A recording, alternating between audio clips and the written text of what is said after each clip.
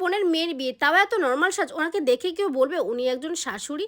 Literally এত মিষ্টি দেখাচ্ছিল ওনাকে, কি বলবো। উনি আমার কাছ থেকে একদম সিম্পল লুক চেয়েছিলেন, বলেছিলেন যতটা পারো আমাকে সিম্পল করে সাজিয়ে দেওয়ার চেষ্টা করো।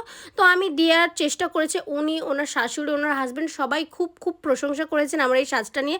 ওনার চুলটা কার্ল ছিল, আমি ওনাকে স্ট্রেট করে দিয়েছি, লুকটা আরও সুন্দর বেশি করে ফুটে উঠেছে। তোমাদের লুকটা কেমন লাগছে অবশ্যই কিন্তু কমেন্টে জানাতে ভুলো না। আমাকে যদি কেউ বলে যে তুমি সবসময় কীরকম সাজ পছন্দ করো, সত্যি কথা বলতে আমি যখনই সাজি বা আমার কাছ থেকে কেউ কোনো সাজেশন নেয়, আমি বলবো একদম সিম্পল সাজটাই বেশি প্রেফার করি, ঠিক আছে।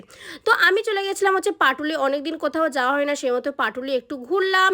তারপরে চলে গেলাম হচ্ছে মোমো খেতে। শীতকাল মানেই তো মোমো, আর মোমোর ক্রেভিং যে কতখানি, সে যারা মোমো লাভার তারাই বুঝবে একমাত্র। তো স্যুপটা ভালো ছিল না, কিন্তু মোমোটা বেশ ভালো ছিল। তো মোমো টোমো খেলাম, ঘোরাঘুরি করলাম, আর তারপরে চলে আসলাম। তোমাদের ভিডিওটা কেমন লাগলো অবশ্যই কিন্তু কমেন্টে জানাতে ভুলো না। আজকের মতো আসি, টাটা।